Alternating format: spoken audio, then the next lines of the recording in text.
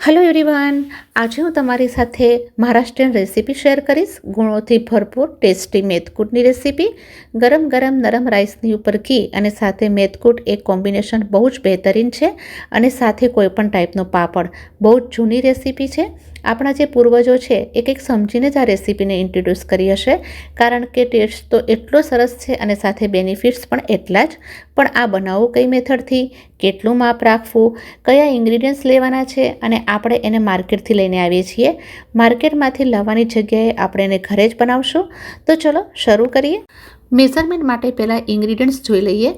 3 tablespoon ચોખા લીધા છે. કોઈ પણ ચોખાને તમે યુઝ કરી શકો છો. 2 ટેબલસ્પૂન મગની મોગર દાળ લેશું.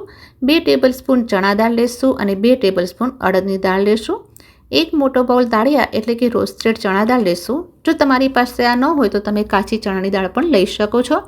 એની સાથે જ સ્વાદને વધારવા માટે જીરું લેશું, આખા ધાણા લેશું, સ્વાદના અનુસાર મીઠું લેશું અને સૂકા લાલ મરચાં લીધેલા છે. અડધી ચમચી કાળા મરી લેશું, અડધી ચમચી મેથીના દાણા લેશું, સૂંઠનો પાવડર લેશું અને હિંગ લેશું. મેથકૂટમાં હિંગનું માપ થોડું વધારે લેવાનું છે અને હળદરનો પાવડર પણ એડ કરશું.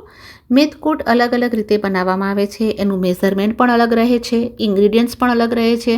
તમને જેટલું મેઝરમેન્ટ જોઈએ અને જે પસંદ હોય એ હિસાબથી તમે લઈ શકો છો. પણ એને રોસ્ટ સારી રીતે કરવાનું છે. બધા જ ઇન્ગ્રીડિયન્ટ્સને રોસ્ટ કરવાના છે. એના માટે એક હેવી બોટમવાળી કઢાઈ લેશું. તો સૌથી પહેલાં એમાં એડ કરશું ચોખા. બધી જ વસ્તુઓને એકસાથે એડ નથી કરવાની. બધી જ વસ્તુઓને રોસ્ટ કરવા માટે પોતાનો ટાઈમ દેવો જ પડશે. અને બધી જ વસ્તુઓને એકી સાથે નાખી દીધી તો કોઈ એક વસ્તુ કાચી રહેશે અને બીજી કોઈક ઓવરકુક થઈ જશે. તો એકદમ સ્લો ફ્લેમ પર ચોખાના કલર પહેલાં કરતાં પણ વધારે વ્હાઈટ દેખાવા માંડે અને એક સરસ શેકાવાની સ્મેલ આવવા માંડે ત્યાં સુધી એને શેકી લેવાના છે. 3 થી 4 મિનિટમાં જુઓ ચોખા સરસ રીતે શેકાઈ ગયા છે, ફૂલી ગયા છે. તો અહીંયા મેં એક કોટનના કપડાને પ્લેટની ઉપર પાથરી દીધું છે અને રોસ્ટેડ ચોખાને એની ઉપર નાખી દઈશું. એનું રીઝન એ જ છે કે ડિરેક્ટલી ગરમ ગરમ ચોખા નાખી દીધા તો વરાળ થઈ જશે અને ચોખા જે છે એ ભીના થઈ જશે. હવે નાખશું ચણાની દાળ.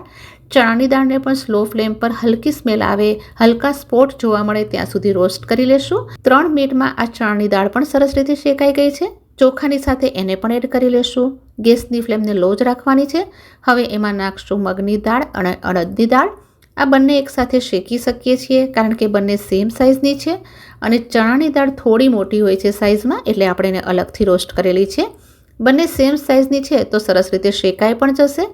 બંનેને સ્લો ફ્લેમ પર હલકો સ્પોટ આવે ત્યાં સુધી શેકી લેશું. મીડિયમ અથવા હાઈ ફ્લેમ બિલકુલ નથી કરવાની. 3 થી 4 મિનિટ થઈ ગઈ છે. એકદમ સરસ સુગંધ પણ આવી રહી છે તો એને પણ નીકાળી લેશું.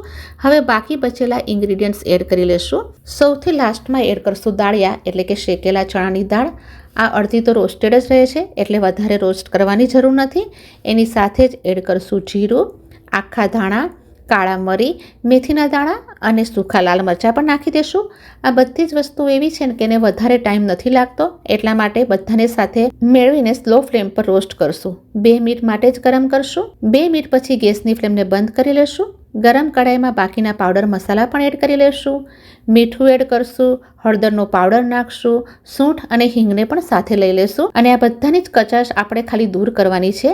એને થોડીક સેકન્ડ માટે મિક્સ કરી લેશું. હવે આ સરસ રીતે ગરમ થઈ ગયા છે તો આ બધી જ રોસ્ટેડ વસ્તુઓને દાળ અને ચોખાની સાથે નીકાળી લેશું અને એને સારી રીતે સ્પ્રેડ કરી લેશું. હજુ ઘણું ગરમ છે તો એને 15 થી 20 મિનિટ માટે ઠંડુ થવા માટે મૂકી દઈએ. 20 મિનિટ પછી બિલકુલ ઠંડુ થઈ ગયું છે તો એને ગ્રાઇન્ડિંગ જારમાં એડ કરીને પીસવાનું છે. મેથકૂટ એકદમ લોટની જેમ બારીક નથી પીસવાનો, થોડું રવા જેવું ટેક્સચર રાખવાનું છે તો જ ખાવાની મજા આવશે.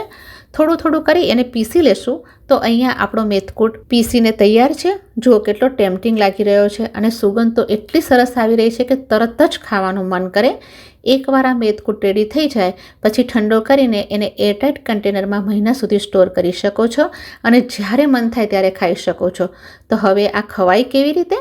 એના માટે આવા નરમ ચીકણા ભાત જોઈએ. છૂટા ભાતનો યુઝ નથી કરવાનો. છૂટો ભાત હશે તો એટલી મજા નહીં આવે.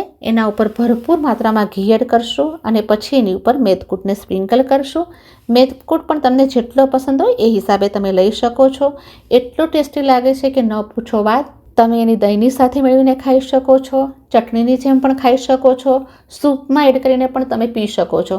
અને ચોખાનો માંડ બનાવીને એની અંદર નાખી જ્યારે તમને કફ થાય ત્યારે ખૂબ જ ફાયદો કરે છે. અને એની સાથે કોઈ પણ ટાઈપનો પાપડ સર્વ કરો. બહુ જ હેલ્ધી અને ટેસ્ટી છે. તો તમે પણ જરૂરથી ટ્રાય કરજો. અને કેવી લાગી આજની આ મજેદાર રેસીપી કમેન્ટ કરીને જરૂરથી કહેજો. જલ્દી ફરી મળીશ નેક્સ્ટ વિડીયોમાં. Till then take care and stay healthy.